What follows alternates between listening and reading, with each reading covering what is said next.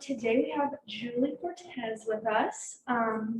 Julie is a freelance rock star, looks the part.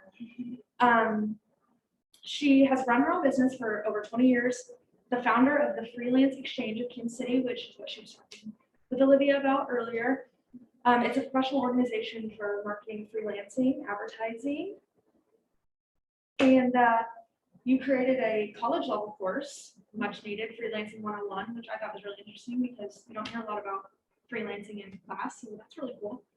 And that's at KC Art Institute, KC Art Institute.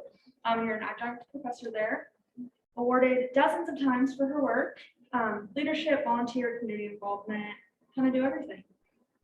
Regularly has been sought out for media interviews, coaching, speaking engagement, stuff like that. So pretty used to it. Loving life, living out your passion with freelancing. So we're very excited to hear from Julie. Thank you. Well, since we are a small group, I'm going to encourage questions and comments along the way, so feel free to just interrupt me. It's easier to address the subject matter when we're on that slide, so, but I am happy to take questions afterwards as well. So today we are going to talk about freelancing. My background is extensive. I also have experience on the agency as well as on the corporate side, and then I found my love for freelancing, and so that's what we're going to talk about today. All right, so when you think freelancing, what is the one thing that comes to mind? Yeah, doing whatever you want. Doing whatever you want. It's almost like there's so much freedom to running your own business, right? You get to work on what you want, when you want, from where you want. You get to wear whatever you want, work with whom you want, and then you get to decide on your vendors, on your partners, on anybody else that you could come in contact with. Oh, and one of the best things is if you don't get along with the clients, you can fire them. And it's oh so empowering. I absolutely love it. So there's a lot of great things to be said about freelancing. It does vary depending on where you are and what you're doing. And we're going to talk about all of that today. So a little bit about myself. Copywriter by day, freelance rockstar by night. I have run my own copywriting business for more than 20 years, as she said. And, you know, honestly, it was about 5 years into my freelancing career that I discovered this void. There was a void for the self-employed, a void in education, in community, and even respect. And so in retrospect, apparently I've made it my life's personal mission to rectify it because that's just wrong, right? That's just wrong. In 2003, I created an organization called the Freelance Exchange of Kansas City. It is very similar to Ad Club of Kansas City or AIGA or PRSA or any of those other professional organizations, except for we cater to those who specifically are in advertising and marketing, self-employed in advertising and marketing. Now, we also help people who are growing out of that. Maybe it's even a husband-wife team. Maybe they have an intern, right? We cater to those who are in advertising. This includes copywriters, designers, photographers, illustrators, videographers, and even those who work in the industry but aren't necessarily on the creative side. They still work in a creative business. So the web developers, the social media pros, the people who do research and media buying and placing and all of that fun stuff. By default, we've become the go-to resource for all things freelancing. So in Kansas City, the ad agencies, the small businesses, the corporations, they come to us to find freelancers. We've become like this great big roster for them. It's been really great. We'll talk about that a little bit more later. But the funny thing that happens is when you're the founder of an organization, it's like, oh, everybody thinks you know what you're doing, right? And so here comes all the media interviews, and I start to get on TV and on radio and asked to be on webinars and podcasts and interviewed for magazines and newspapers. I'm like, oh, I better figure out what I'm doing, right? I better know what I'm doing if I'm going to be the go-to authority for all things freelancing. And so I did. I get asked all the time to give presentations like this to the different schools around Kansas City. And it finally dawned on me a few years back, Cortez, this needs to be taught in schools, right? Why is this not being taught in school? So many of us end up freelancing, whether by choice or by default. We need to know how to do it. And just by happen chance, I mentioned to one of my professor friends at UMKC after one of my presentations, it's like, would you look into this? Can you get me into UMKC? Long story short, he didn't even try. But somebody else in the audience heard me and hooked me up with the chair at the Kansas City Art Institute. So I developed my own course, Freelancing 101. I've been teaching there for 5 years now. And I will tell you, you asked me 20 years ago if I ever thought I would be a professor, I would be like, hell no. Teaching at an art school at that, I'm not artistic. I'm a writer, I'm not a visual artist, right? And teaching a business class. I'd be like, you are insane. But here I am. Started my 6th year now, actually, teaching the young artists there, both the commercial and the fine artists. When I say commercial, I mean the designers, the illustrators, the people who were familiar within the advertising marketing world, and then the fine artists who, this stuff is way over my head, they do painting and sculpture and fiber and what have you. But it's really a lot of fun. So yeah, I'm an adjunct professor now, and it's really been great. Another funny thing happened as soon as I started teaching there. Now, all of a sudden, my professional peers from the Freelance Exchange are coming to me and they said, Julie, this class sounds great. I would love to sit in on your class. I'm like, that's great. You have to enroll and pay and go back to school, right? Nobody wants to do that at this stage. So I was like, okay, oh, Cortez, like one moment, open up a coaching arm to your business so you can offer these same lessons, everything you've learned over the last 20 years to help people run their own businesses in this industry. And so I did. From there, the speaking opportunities just kept coming and coming, not just for schools and clubs, but also now I am getting asked to speak on local, regional, and national stages, and I'm actually getting paid for some of them, which is awesome, totally awesome. So yes, if you had asked me 20 years, even 30 years ago, if I ever thought I would be doing what I was doing, I would say absolutely not. But I'm loving my life and I'm living out my dream. Okay, all right, enough about me. We want to talk about freelancing, right? So let me ask you before I go to the next slide, when I say the term freelancer, we know there comes a lot of freedom, but what does the term mean to you? I mean, I think of like businesses reaching out and being like, hey, I don't know, like I interned and we would reach out to freelancers. Do you want to write a recipe? Do you want to write this story this weekend? Great, great. Essentially, being a freelancer is somebody who works for themselves. They do not have a boss. They do not have a company. They don't have a full-time job, so to speak. They're still working full-time, most likely, right? And this could be anybody. They don't even have to be in advertising or marketing when you talk about the term freelancing. They could be in news. They could be editorial, right? But even if you look at the big picture, we talk about the gig economy. If we look at the big picture, it could include a self-employed hairstylist, or a makeup artist, or an Uber driver, an insurance agent. Anybody who works for themselves is technically freelance. Now, we say that with caveat because over the years, for whatever reason, the term freelance or freelancer has been given this negative connotation. You agree? Have you heard this? Yeah, oftentimes people equate it with those who are in between jobs or those who can't find a job. And while there is some truth to that, there are also several of us who have gone out and kicked ass and taken names, right? And made freelancing a viable career option, okay? And now the way things are trending is that, everybody wants to freelance now. Everybody wants to be their own entrepreneur. And gosh, with the pandemic, all of our doors just opened up. People now realize all the great benefits of working from home, right? And setting your own schedule and being able to wear your pajama bottoms, whatever, going to work. And so before the pandemic, we were seeing this upward trend that more and more people were freelancing. It was 30% in 2019. We were expecting 30% of the United States workforce was freelancing in some capacity, full or part-time. Okay, that could be the Uber drivers included, as well as copywriters and what have you. And then in 2020, we were supposed to hit 40%. 2020 or 2027, we were supposed to hit 50% of the United States workforce freelancing full or part-time in some capacity. And then COVID hit.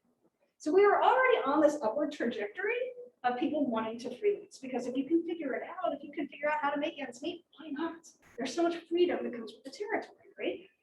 And then COVID happened, and now more people want to freelance, more people that are trying to figure this out. I think we're going to hit that 50% number much sooner than 2027. Okay, but when we talk about the term freelancer, there's a ton of different terms that come along with the program, right? And you may have heard of some of these: solopreneur, I'm sure you've heard of entrepreneur, right? Free agent, non-staff, what else we got in here? Small business owner, independent creative, I'm sure you toward that. Some of these are my favorites. Digital nomad, creative mercenary. Sometimes people just don't like to be called a freelancer, and that's okay. For the sake of this presentation, it is what it is. Okay, whatever you call yourself, you're still going to have the same challenges and opportunities. You're still going to have the same benefits. Okay, so whatever it is, this is what it is, right? This is freelancing. All right. Now with that, of course, come pros and cons. As with any job, whether you work on the corporate side or the agency side, or you freelance. All right. So let's start with the pros. And those who heard my presentation last spring. What might you say would be a benefit of freelancing? What is a pro of freelancing? Being your own boss. Yes. Just have the way more free schedule. You have like smooth work around. You can make your schedule adapt to that. Yes, flexibility in your schedule. Yeah. What else?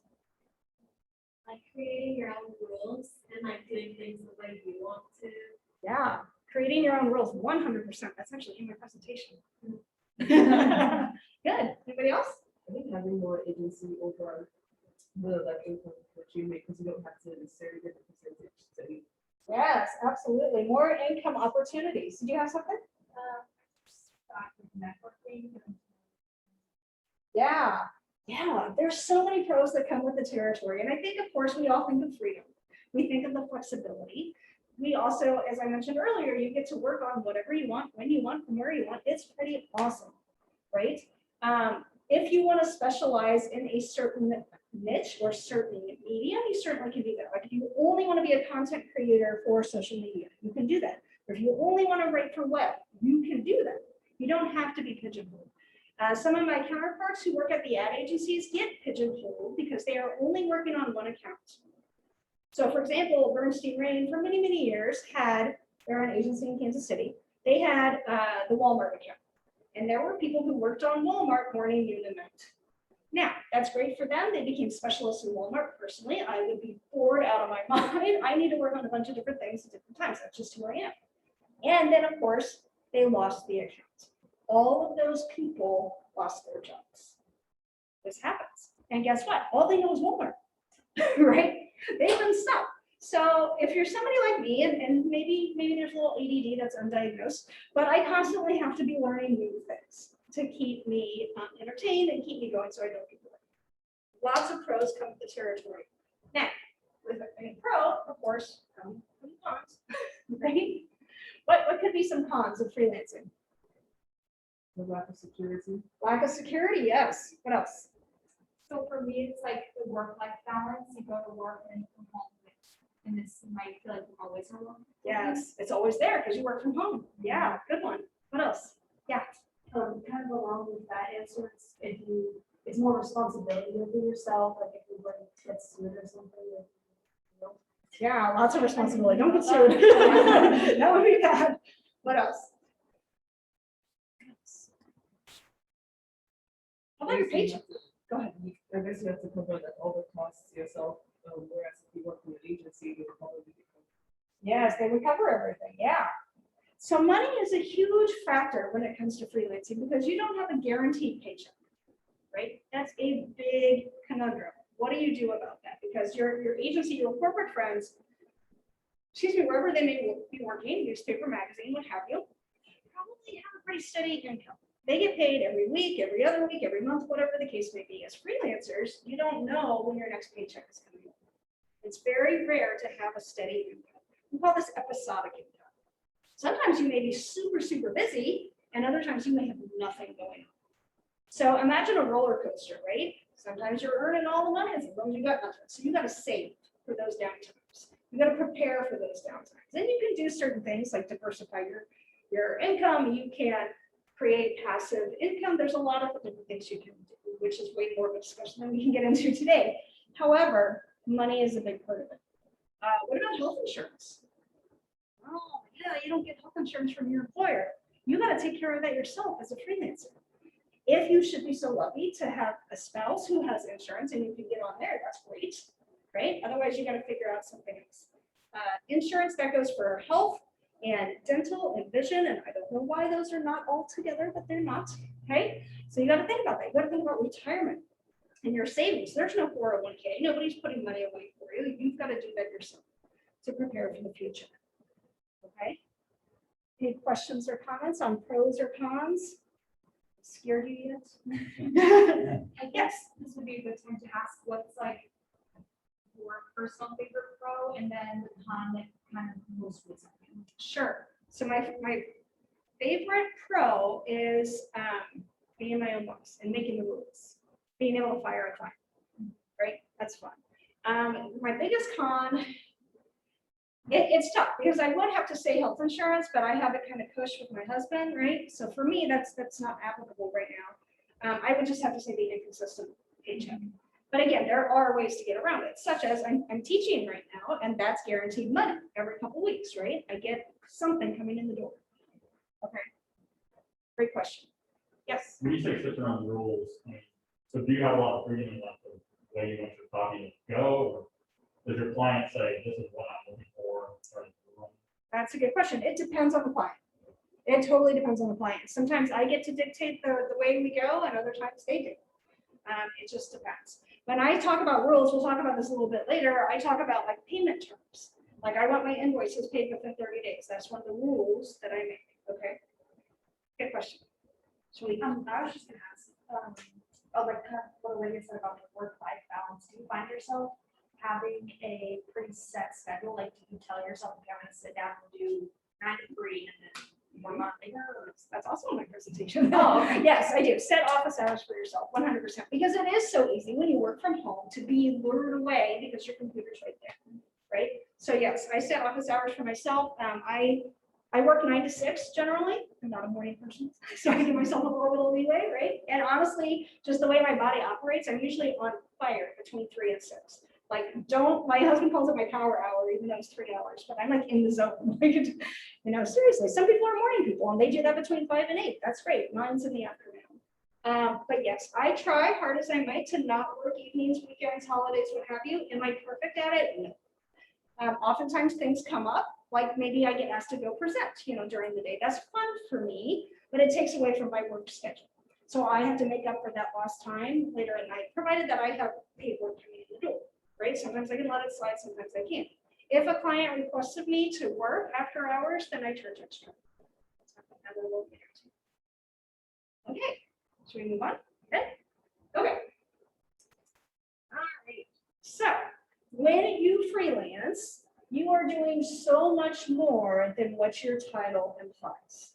You are not just a copywriter or just a media person or a research person or whatever it is you ended up doing. You run the entire business. And I call this the O factor for a couple of reasons. One of which is because my agency counterparts or my corporate counterparts don't really recognize that factor. If they lose their job, they're like, nah, I know how to write. I can do this. I'm like, no, you can't. They're like, you have to run your own business. You have to wear all the hats. You're the account executive. You're the media person. You are the research person. You are the secretary. You're the janitor. You're the accountant. You are everything. And they're like, oh, yeah. Oh, you are the CEO, CFO, CMO, COO, and any other O that you can think of. You wear all the hats. And I don't think people realize that. So I'm telling you now, guess what? And for creatives, oftentimes this is a difficult concept to understand, right? Creative types are typically right brain thinkers, and you've got to use the left side of your brain to look at business. And sometimes that's difficult. That's why I teach, because I understand it. Numbers, scary, right? You want me to do math and taxes? Whoa, right? Just gives me the heebie-jeebies. I have figured out ways to make it less scary and make it more attainable, right? Easier to digest for creative types. So that is the O factor. All right, moving on. You have to be super motivated and determined to run your own business because you don't have anybody looking over your shoulder. You don't have to clock in anywhere, right? So you have to have that determination. You have to have that drive, that hustle, that persistence. It's not going to be easy all the time. Sometimes it is, but you have to have that. Did I think I had it when I first started? Nope. I will be the first person to tell you. I was lazy. I wanted to sleep in. I didn't understand how important it was to set office hours for myself and ensure I was working either on my business or in my business during those hours. And I'll tell you what, Money is a huge motivating factor. If you know you've got bills to pay, oh my gosh, that lights a fire underneath you that you didn't even know existed, right? So if you figure out how much you need to earn every month, let's just throw a number out there, $1,500, $2,000, I don't know, depends on your lifestyle. What is your absolute bare minimum that you have to earn? And then how are you going to do that? That's a huge motivator, right? That makes you get up out of bed in the morning, you know, it may be cold, dark, rainy, whatever, snowy. No, you gotta go to work. Even if you don't have paid work to do, you work, right? You set those office hours for yourself. When I said working on your business or in your business, the difference there is when you work in your business, that's working on the paid work that comes in, or the projects, the stuff that you actually get to bill for. When you work on your business, that's all the other stuff that you don't get paid for, but it pays off in the end. That means self-promotion, that means new business development, that means working on taxes, that means cleaning up your office, that means wearing all of those other hats that people don't necessarily see. Okay, but use money as that motivating factor to get ahead. If you have to write it out on a Post-it note and put it in front of you where you see it every single day, do it. If you want to set goals for yourself and figure out action steps, how you're going to achieve those financial goals, do it. That's a great motivating factor. You set some goals, say, okay, I want to go out to 3 different networking events this month with a goal of meeting a minimum of 10 people. Okay. And then I'm going to follow up with each of them. And then what happens if you're halfway through the month and you have yet to be to one, well, yet to get, it was just back there. Just back there. Oh, there it is. Hello. But you have to be the one to encourage yourself, to motivate yourself to say, you know what, you're right. I have to do the things that are going to help me get the business. That will light a fire underneath you. So you find ways to get motivated. There are simple tricks that you can do. For example, one of the joys of freelancing is you can wear whatever you want, right? So everybody thinks that you can wear your pajamas. You can go to work in your bunny slippers, right? With your cup of coffee going down the hall with your commute, and you can. I will tell you from personal experience, I am so much more productive if I am dressed and ready to go to work. Now, I'm not saying I wear a blazer and boots every single day, but if somebody calls and says, Julie, can you meet me in half an hour? I'm ready to go. Hair's done, makeup's done. And guess what? I'm also sitting more upright. My brain, like subconsciously knows it's time to go to work. It's time to focus. When you're not dressed in work clothes, inevitably you end up lounging more, right? If you could work from bed, you could work from the couch, but if you work from your desk, it tells your mind it's time to go to work, right? So there are little mindset tricks that you can use to help yourself get motivated and stay motivated, okay? Wake up, kick ass, repeat every single day. Okay, moving on. So I get asked a couple of questions every single time I present. So I'm going to try and address those now before you ask those questions, all right? And this is the biggest one. What should I charge as a freelancer? Anybody have that question? Anybody thinking that? Yes, yes, okay, good. And I don't know. I don't know. I wish I had an answer for you, but there isn't up to my max, right? The reason I don't know is because there are so many different variables that come with the territory. What I'm talking about is, what do you do? Are you a copywriter? Are you a designer? Are you a photographer? What do you do? That's going to be the first variable. The second variable, how long have you been doing it, right? Because if you're right out of school or if you're 20 years out of school, there's a big difference there. Have you been doing it the entire time as well, or just part-time on the side? There's a big difference there. How good are you at your job? How good are you as a writer or a researcher or a photographer or whatever, right? How good are you? That's going to definitely determine where you end up on that rate scale. And how you can tell is if you are entering award shows, are you winning awards? That's a good indicator that you're doing pretty well. What about, is your phone ringing off the hook? Are you super busy? Are you getting a lot of referrals? That's a good indicator that you can probably command more money. Okay. Now, you can go online and you can find all of these rate sheets and salary calculators to try and figure out what you should be charging as an hourly rate. If you want to charge hourly, you don't have to charge hourly. You could charge by the project, by the day, by retainer. There's a variety of different ways you can charge. Most people, when they first start out, charge hourly because they're trying to get their feet wet and trying to decide how long is it going to take me for each project. Okay. So you can go online, you can find these worksheets, and they'll look at your cost of living, they'll look at your cost of business, and they'll come up with a number for how much you should be making in order to live the lifestyle that you live or that you want. But again, what it doesn't take into consideration are all of these different factors and your cost of living.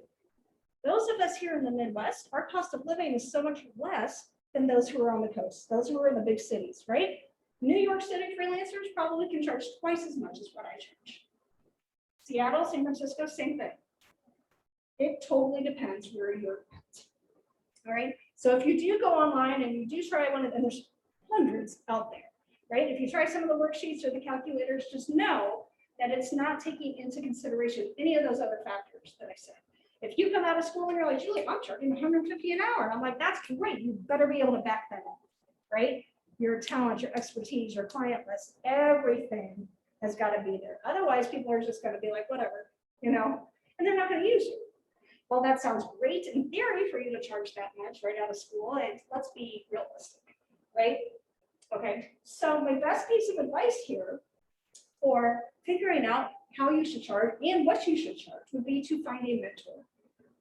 Find somebody who does what you do or want to do and ask them, what were you charging when you were in my shoes? Okay. As long as they don't see you as a direct competitor because you're younger, fresher, newer, then it shouldn't be an issue. Most people are very forthcoming about that with new, young, fresh people, right? With their direct competitors, it's a totally different story. But that's not to say that doesn't happen either. One of my fiercest competitors in town, and I say fiercest because we have very, very similar styles. I know exactly how much he charges. He charges $5 an hour more than I do. I do, right? He also has 5 years more experience than me. He has more agency experience than me. That's fine. But guess who's more in demand? It's not even because of my rate. It's because I hustle. He doesn't, right? Okay. Oftentimes I outsource to him because I'm overloaded. And you can do that. You can hire a subcontractor and your client doesn't need to know the difference. All right. Any questions on what you should charge? Do you find that people try to like fool you because you're not, and then they're like, oh, I can talk now. Yes. So a couple of different scenarios. Good question. You'll find agencies, for example, may say, we can find somebody else who's cheaper, right? Agencies don't necessarily, especially the ones here in Kansas City, what I have found is they don't really value the freelancer as much. Yes, they can always find somebody else. They also know that some freelancers are like, I will do anything for money. I will do anything to have your name on my resume, right? And some people do, right? The other thing you're dealing with is even if you work with small businesses, they just may not have the budget and they may have no idea, you know, what all you have to cover. Because when I say, you know, let's say somebody's charging $100 an hour, to the average Joe, that sounds like a lot of money. And they're like, man, you must be breaking in the dough, you know, working 40 hours a week at $100 an hour, but you don't get to charge for all those 40 hours a week. You don't, because you have all that other stuff that you have to do that's non-billable time, right? Plus we have to make up for health insurance and all that other stuff that our employers don't pay for. So yes, people will try and lowball you, and then you decide if you want to work with them, if you want to refer somebody else, or you can try a tactic of negotiations and be like, okay, that's your budget, I get it. For that amount, this is what I can provide for you. And so maybe you just come down on the things that you're offering, right? If they want a 500-word article, maybe you offer 350 words. Okay, you can do that. Yes. I know the little freelance that I do, a big selling point, maybe already said this one, is just the ability to hit a deadline. Yes. They love that. You can guarantee that, you know, only like I used to work at big university, so they still like, you're writing for them. That's what, I can get a hold of primary stores. You know, I can probably get that to you. Yes. I don't know if you do that, you can guarantee at a certain time. You can do that. I personally don't, just because my schedule is all over the place and I never know what's going to come up. Now, if they say we need this by next Monday, sure, absolutely, I'll have it to them before that. 100%. That's not an issue, because you don't want to be that freelancer that turns things in late, because then you're probably not going to get any work from them, right? But that would be a nice selling point, you know, why they should choose you over another I freelancer. know that they seem all like quick. Yeah, that's great. And if you have the ability to do that, that's awesome. Any other questions on pricing? So the other question that I get asked all the time is, where do I find work? Yes, I see the nods. Where do I find work? And again, I'm here to tell you, I don't know. It's going to vary for every single person, all right? You could go to some of these online freelance platforms. Maybe you have heard of them, like Upwork or Fiverr, Freelance, Solo Gig, what have you.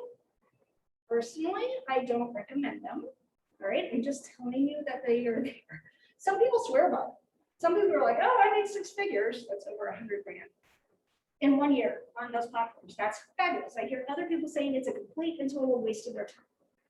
The problem with those platforms is twofold. One of which is we are, the clients there, the clients are going for the lowest bid.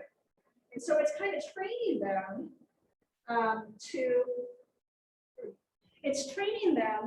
that that they can go for the lowest bid, right? To me, it devalues the profession. I don't feel like we should do that. I don't think we should be competing because I know what my work is worth and I feel that I should be paid for it, right? The other problem there is that oftentimes we find ourselves competing with freelancers overseas who are coming from third world countries. And that's great, although English may not be their first language and their cost of living may be much, much less. Now, I haven't been on the platform in many years, but when I did go and check it out, there were freelancers competing, fellow copywriters offering $8 an hour. I don't know about you, but I think you can make more at Starbucks down the street, right? Yeah, that's a complete and total waste of my time. Why would I do that job? Why would I even try and compete with that? I can't. And nor do I want to work with a person who thinks that my writing is only worth $8 an hour. I mean, good for the person overseas, but that's not for me. Okay. So you can try those platforms. You don't have to use them, but it is an option. The other thing you can do is try and go through a headhunt. Now, I don't know if you're having in this semester like you did last semester, Jennifer Spencer with the Spencer Group. You don't know? Okay. Anyway, there are headhunters, there are recruiters wherever you go. In Kansas City, the Spencer Group definitely is one. Creative Circle is another. Atlanta Job is another. Morgan Hunter is another. These are all employer paid. Right? They help find both full-time and freelance work, which is great. So you can go to them, you can get signed up with them, and if they find an opportunity that would be right for you, that's awesome. However, just know they're going to take a little bit off the top. They got to get paid too, right? So if you normally charge, let's say it was $100 an hour, if you're a few years out, right? They're probably going to come in and say, okay, we can only give you $50 an hour. Yeah, they're going to take a pretty heavy cut, all right? So keep that in mind. Now, my personal preference on where to find work is to find it yourself. To have a killer brand, have a killer portfolio, have a killer website, and then do all the things that you need to do in order to draw that business in. Use sales funnels, use leads, do whatever you can to make that work, right? We all know that there's branding and self-promotion, there's business cards, there's websites. We know we have to have all the things. Working on social media, doing PR, speaking gigs is a great way to get work, right? Think about all the things that you can do to draw awareness to your business.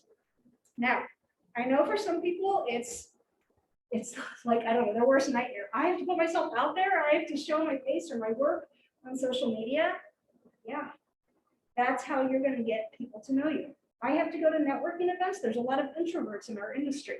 Yes, you have to go to networking events. Now you don't have to. You can network online, and especially what's happening right now during the pandemic. But long story short, when it comes to networking, people like to work and refer those who they know, like, and trust. So you want to become that person. How do you become that person? You go to things. You show up. You meet people. You get them to know who you are, get them to like you, get them to trust you. And even if they don't have work for you at that precise moment, maybe they'll have work for you 40 years, not 40 years down the road. Maybe they can refer you to somebody else. You will be top of mind for them, which is amazing. All right. And then you get their cards when you network with people, right? Everybody has business cards. I've got some here after the presentation. You get their cards, and then what do you do? What do you do with the business card? Stick it in your little file and call it good? No. Follow up with them. It's no point in having contact if you're not going to do anything with them, right? You want to foster that relationship. So you connect with them on LinkedIn, right? Send them a little note. Hey, it was great meeting you at the Aqua thing last night. I'd like to connect. Okay, great. No harm, no foul. If they have public-facing social media accounts like Instagram, Twitter, maybe even a Facebook business page, connect there. Follow them there. Start becoming their fan. Start engaging with them. Now you don't want to be creepy, right? You don't want to stalk them. What else could you do? You could send them a handwritten note in the mail. Gosh, nobody does that anymore. Wouldn't that be cool? Really stand out. It was so great meeting you. I'd love to keep the conversation going. You can invite them for coffee. You can invite them for lunch or happy hour on you. Right? It's called relationship marketing, building the relationship. Then after a while, after you have a whole bunch of cards, you could start creating an email database. And then you start emailing them. This is one thing that freelancers forget all the time, but everybody does the social media. It's easy, it's free, right? Everybody forgets about email. Email is king right now when it comes to conversion rates. It is converting people over into paying customers much quicker, much easier than our social media counterparts or social media efforts, right? Don't forget email. Email's great. What else could you potentially do to promote yourself, to try and bring in work? What ideas do you have? I think you could try like publishing your work, either online or through, I guess, like local competition and things like that to just kind of get your work out there. Yes. Disabilities that work. Great idea. You could publish it online. You can enter award shows, competitions. Yeah, really good. What else?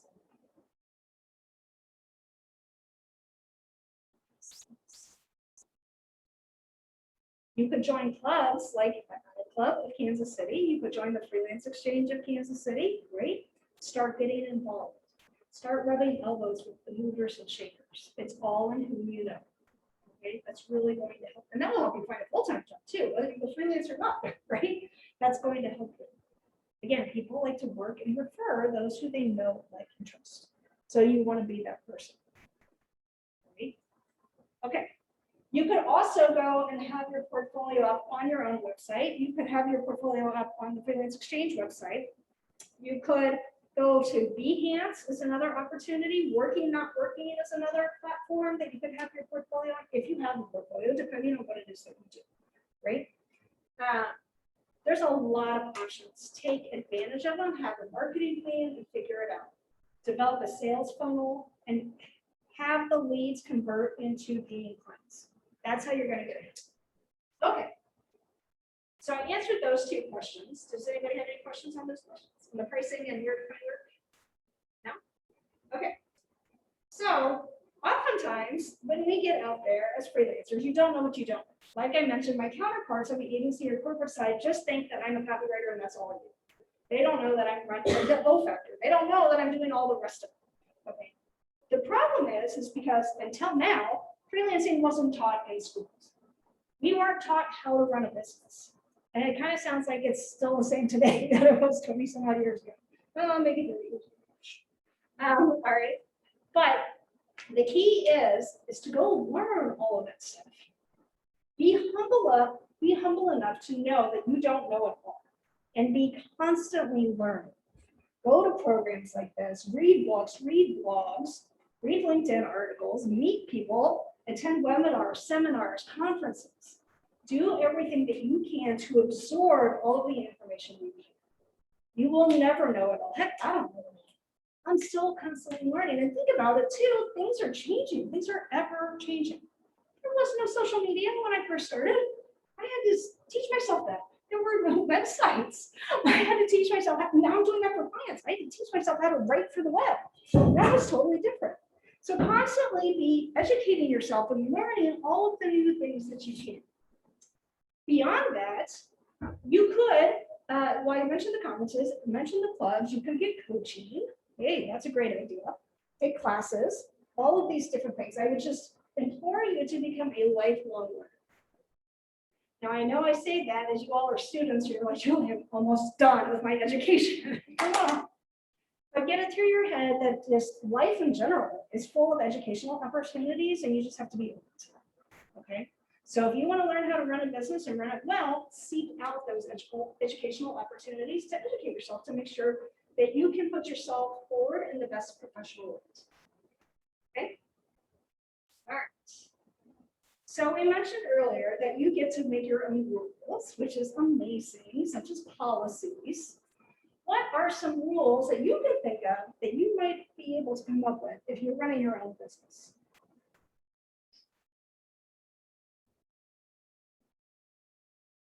I mean, maybe just like subject matter, like there's certain things I'm not. Sure. Yeah, I don't touch medical or technical stuff. Yeah, absolutely. Yeah, that's a great rule. I like what you said about how you charge extra for overtime. Yes. Yes, it's called a rush fee. My personal policy is if somebody demands my time outside of my work time, they demand my personal time, I charge time and a half. Or if I'm charging by the project, then I will do double the estimate. All right.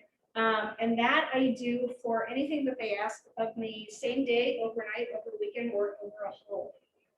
That often happens, especially on the proofreading side of things. If you get into editing and proofreading, they may say, oh, we're going to have this done at 5 o'clock. We'll have it to you at 5. We need it done by 8 a.m. tomorrow morning. Can you do it? No, I can, but you're going to pay a pretty penny for it if you want me to print through that quickly. Yeah. My mom does freelance, and I don't know if it applies with your job too, but sometimes customers will like try to get information out of her before agreeing to work with her. Yep. And then they'll just leave. Yeah, that's not. Yeah. Excuse me, there are ways to get around that. Your mom and I should talk. That's what I like to call people like to pick your brain, but they don't want to pay for it, right? And I get asked that all the time, you can imagine. And I love helping people, but there's only so much that I can give before it starts infringing upon my paid work and giving away my trade secrets, right? So something that you can do if somebody asks that of you, the key is you can tell them what to do, but don't tell them how to do it, right? You keep the how to yourself. And that's how you say, yeah, if you want to learn more, if you want me to do this for you, sign on the dotted line, right? Yeah, go ahead. Well, two things. First, about what you mentioned, I think I actually saw something on social media where if like someone, has academic closure, and they just want to ask you a bunch of questions, then you can actually say something along the lines of, we can discuss this more here, and I need scholar, especially if it's more of like a consulting thing, because that is something that you pay for. Yeah. So that was just like a suggestion that I had there. But Good. another thing that I thought would be a good policy is having, I guess, like rules on where and how your work can be distributed, because people can kind of take that out of context depending on how the client uses it. So we Yeah. have like a contract on that. Yes, very good. Intellectual property, how, when, where people can use your work. So let's say you write this amazing article and you expect it to appear in a magazine. Lo and behold, now you see it on a website, now you see it in an email, now you see it in a social media, or maybe it shows up 3 years later. You need to be reimbursed for all of the time that it's being shared. Okay, and you would have something in your contract that would say something to that effect. All right. There's a lot of policies that you can make. For example, office hours is a really good one, right? I had a client at one point, oh my gosh, he was calling me at 10 o'clock at night. This is when I had this like small little apartment. My office was in my bedroom. When we had fax machines, the fax machine was like next to my pillow. He's faxing me at like 5 o'clock in the morning. Remember who's not a morning person? I'm so pissed. So I had to tell him my office hours are 9 a.m. to 6 p.m. That's when I will answer your phone calls. That's when I will respond to your emails and your faxes, whatever. I even had to change my voicemail because he just wasn't getting it. I was like, thank you for calling Copy Diva World Headquarters in City Overlook, Kansas. Office hours are 9 a.m. to 6 p.m. Please leave a message, right? And he was not getting it. But there are things that you can do. You get to dictate the rules. If you don't want to work after hours, you don't have to. If somebody comes to you with a rush project and you don't want to do it, you don't have to do it. Now, it's a great opportunity to earn a lot of money in a quick amount of time if you're willing to burn the midnight oil, right? So that is one option. What else? What other policies might you want? What about when your invoices due? right? Standard protocol states it's 30 days. 30 days turnaround. Some people would like theirs much sooner, 15 days. Some people don't care at all, right? Standard practice is 30 days. You get to determine. It shouldn't be a big deal. 30 days is standard. Think about your Visa bill or your utility bills or whatever, right? That's pretty standard. And if people don't pay on time, what happens? They charge interest. They charge a late fee. You can do the same. You can totally do the same. All right. Now, there are some companies, especially ad agencies, who are notorious for this, who say, we are not going to pay you, the freelancer, until we get paid by our clients. And you're like, no, no, no. That's not the way it works, right? Remember, we dictate our policies. We run our own businesses. We are our own bosses. So we get to tell them, no, that's too much risk to put on me. What if you never get paid? Does that mean I never get paid? What if you don't get paid for 9 months? I'm supposed to wait 10 months to get my measly $125 or whatever the case may be, right? No. You get to dictate the terms, not them. And so you have them sign your estimate. You have them sign your contract and make sure that everything is understood up front. Now, if they come to you with a contract, and some of these bigger companies may, and they say, well, we want you to sign our contract instead, that's fine. You can read it over and make sure everything in there is kosher. Now, if there's something in there that says what I just said, we're not going to pay you until after we get paid, you can always negotiate. Contracts are made for negotiations. All right. So you can go back and say, yeah, as part of my negotiations, I'd like you to change out this one line. So you'll pay me within my 30-day rate turnaround. And hopefully they'll say that's fine. Okay. And if they don't, you decide if you want to continue working with them or not. Totally up to you. When it comes to fees, there's a whole bunch you can charge in addition to late fees and rush fees. Your late fees, by the way, you're legally entitled to charge 1.5%, and that's it, unfortunately. But you're allowed to charge it. Now, clients are allowed to not pay it, but then you're allowed to decide if you want to work with them again, right? I remember one client came to me, he goes, oh, I don't like your late fees. I go, oh, that's funny. I don't like you being late. Right? Easy solution. You know, what do you tell your Visa bill or your gas company or whatever, your electricity bill when you don't pay on time? You don't say, oh, you like your late fees. You just pay it. It's not like we're asking for a lot. 1.5% does not add up to much. I don't care how big your invoice is. It just doesn't. Okay. You get to decide all of these things, which is amazing. As for the rush fees, oh, here's a story. I got pulled in with another freelance designer, another freelancer, to do work for this construction company. And they say, Julie, and whoever the designer was, we have 2 weeks to put this together. We need a PowerPoint presentation. We're going to bid on a project for a potential client, the construction company. I said, great. Okay, so the designer's going to design it. I'm going to write it. I need your information. He's like, okay, no problem. I will have it to you in the morning. I'll email it all to you. I'm not a mind reader. I don't know what he wants on this presentation. I don't know his business, right? And I'm waiting, and I'm waiting, and I'm waiting, and I'm waiting. 2 weeks go by, and I don't hear from him at all. Now, I learned my lesson. I didn't check in with him, and I should have. I just figured something happened, and he probably had to push the deadline back. Oh, no, no. I remember specifically what time it was. It was 6:30 in the evening, the night before they were supposed to be presented. And my phone goes off. I have an email. I go and check it. Guess who it is? It's the client. Here you go. Here's my stuff. Hope you can have it done by 8 o'clock tomorrow morning. I'm like, are you kidding me? This is 2 weeks worth of work. You want me to burn the midnight oil? And so I said, I understand you're in a pinch. I am happy to help you. I am happy to work all hours of the night and planned for. And oh, did I mention it's a holiday too? It's a holiday. I was with my family at the time at my parents' house, big family dinner on a holiday, right? And he wants me to drop what I'm doing and cater to him. What's that old adage? A lack of preparation on your behalf does not constitute an emergency on mine. But client, I understand you're in a bind. Happy to do this for you at this rush rate. I'm going to charge time and a half. Oh, no, no, no. I don't like that. Okay. You have 2 options, right?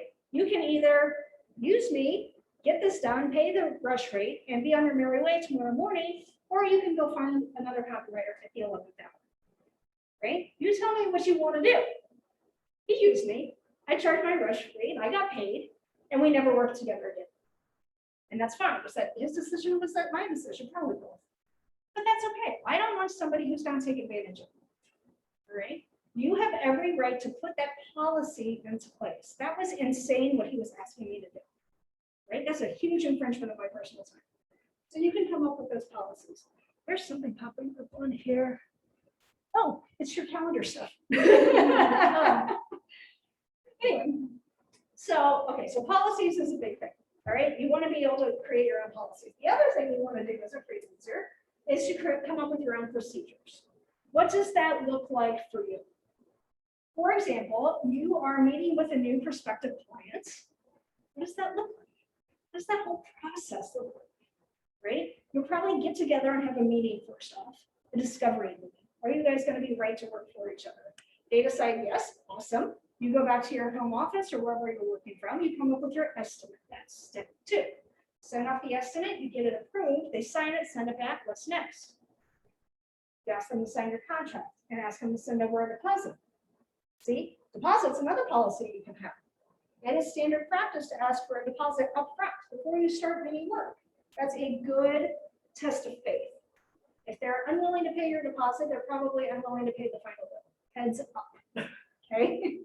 It totally depends, though. You have to trust your gut and you would have to ask them why. If it is a big, huge conglomerate company and they just say, we don't have that capability through our accounting department to get that rushed over to you, I get it. Just have them sign your contract and you'll be okay. If it's a startup and they say, no, we're not paying your deposit, it's probably because they don't have any money. Okay, red flag, run, you know, okay, trust your gut on those things. Okay, so you sent out your contract, you asked for the deposit, then what happens next, right? You go back to your home office. Do you put together a creative brief, which is essentially a who, what, where, why project? Maybe if they're an agency, they provided you with a creative brief. Totally depends on the situation. Then do you create a new folder for your clients on your desktop? Maybe you're old school, you have a filing cabinet, and create a file folder there as well, right?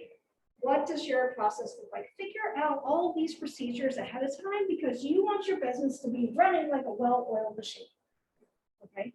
You don't want to be hit at the last one, oh, what do I do? I don't know what to do, right? With your first project, you want to be prepared for it.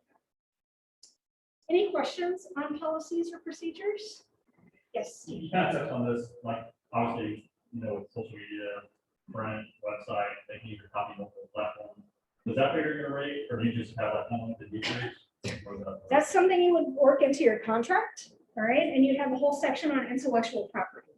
So most of the time you can say this is for one-time use, this is for multiple use, and you could turn over your rights if you wanted entirely to the clients if they paid you something upfront. Now, if you have some sort of agreement that says it's one-time use and you find your work out there in another capacity years down the road, then you can come back and collect. So yeah, contracts are essential. I cannot hone in on that anymore. That is so important. And I know they sound scary, and they are initially. After a while, you get used to them, and it's just business, right? It's really important to have a good attorney and a good accountant on your side, especially if you don't really understand this stuff, like most of us creatives don't, right? It's really helpful. And again, if a client won't sign the contract, which some of them might try, again, ask why. That's a simple question. Okay, I get it, I understand. Can you tell me more? Tell me why. Why is that? Okay. Again, trust your gut. Do they seem kind of shady? I would run because they're probably going to try and get away with shady stuff later on down the road. Do they have a valid excuse, such as, like I said, it's a big conglomerate and they just don't do that. Maybe they have you sign their contract instead. That's okay. That's okay. All right. So trust your gut. With contracts too, I would say have a policy on this. What is your policy? Do you do a contract for every single project you get? Or is it just for new clients? Or maybe it's just for projects that are $1,000 or more? What is your personal policy? Right? My policy is for every new client, no matter how big the project is, and any large project like $5,000 or more. Okay? Contracts are essential. Don't be scared of it. I say that, but it's just instinctive that we are. Okay. If you need help in your freelance journey, of course, the Freelance Exchange is here to help you.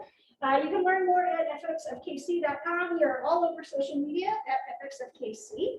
But essentially, like I said, it is an organization similar to ED of offering continuing education, mentorship, social promotional and networking opportunities out the wazoo, but it's catered specifically for those who are self-employed in advertising and marketing. Now, right now, we are only in Kansas City. I would love to take this concept national, but we're just not there yet. Nobody's paying me to do so. But if you happen to end up in Kansas City, we're staying here in Lawrence. We actually have a big Lawrence contingent who come in for our programs, or right now joining us on Zoom as well. The perks of this are we have monthly luncheons. Right now, we're doing them online, so you can Zoom in from Lawrence, where we bring in a speaker and we talk about the things that we're talking about today. Like we'll bring in an accountant, we'll bring in an attorney, right? The people who help educate us on the things we don't necessarily know. We also do roundtable discussions. We learn from one another. We do happy hours and coffee meetups. We have a big portfolio show in the fall. We have a freelance boot camp in the spring. It's a lot of fun. And really, it's just become this beautiful community. I'm a little biased, but it's become this beautiful collective of creatives, you know, where everybody's there to help one another. It's no longer that you're isolated and working at home alone. Now you have community. Now you have somebody to talk to at the water cooler, as they say in corporate speak, right? You have somebody to talk to. And that's really nice. Or hey, if I have a problem with, let's say this agency gives me that contract, so I'm like, oh, I don't like what it says in here, and I don't want to pay my attorney just yet. I can ask another freelancer. No problem. If I'm just starting out, I can ask somebody else what they charged when they were in my shoes. I can ask where they find work, right? Great resource for that. You also get your portfolio online. We get a lot of traffic to our website, and people are able to get work out of it, which is really nice. Really nice. Okay, any questions on that?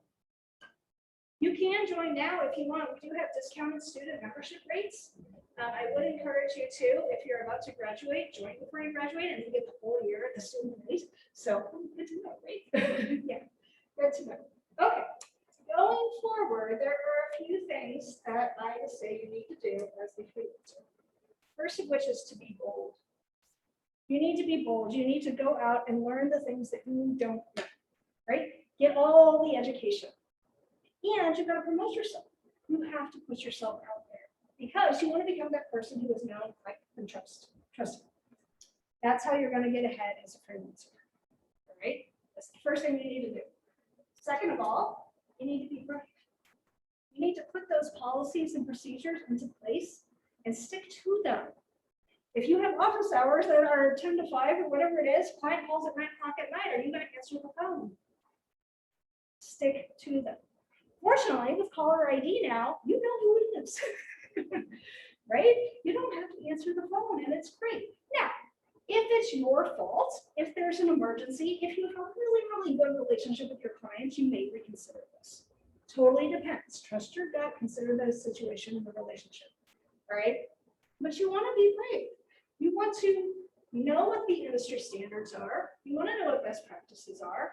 And you want to be able to push yourself out there in the most professional light possible. Don't contribute to that negative image of the term freelance, right? Prove them wrong. Prove them wrong. And last but not least, do you remember? No. Be badass. Get out there and rock your freelance business. And if there's anything I can do to help, or the Freelance Exchange to help, please let me know. I'm here to help. You can find me at juliecortez.com or on social media at EC. Thank you so much for having me today. You're welcome. Anybody have any last minute questions? I just wanted to say how cool it is. I noticed whenever the presentation went out, your background is the branded colors, your water bottle is the branded colors, your nails, your bag. You really are your own brand, and I think that's really, really cool. And Awesome. Yeah, it's so important. I am one of the few people who wear my brand, obviously. But there are others, you know, who like their color is orange. So everything they have is orange, you know. I don't think they have orange hair, but not yet anyway. I'll work on them. But yeah, there's a lot of different things you can do. And I tell you what, I stand out. People remember me. Yeah. People remember me. I went to the American Royal Barbecue this last weekend. And it was so funny because from like across the way, people were running up to me, Julie. I'm like, wait, who are you? They knew. They knew exactly who I was. So it's kind of fun. At the same token, it's hard to hide when you want to hide. Like if I'm not wearing makeup, I put everything in a ball cap. Yes, Steve. So do you see very many freelancers, like the 21-year-old, 22, 23, trying to make it right out of college? Yeah. Is that very often? Yes and no. So I will, that's a great question. So I will say, I do not recommend anybody do this right out of college, okay? I think there's something to be said for honing on your craft and learning from people above you. As much as we want to think that we're learning it all in school, there's still stuff yet to be learned, okay? So if you do have the opportunity to get a full-time job, doing it, what it is that you want to do, go do it. Right now, in pandemic times, some people just don't have a choice, right? Also, the creative business is very, very competitive.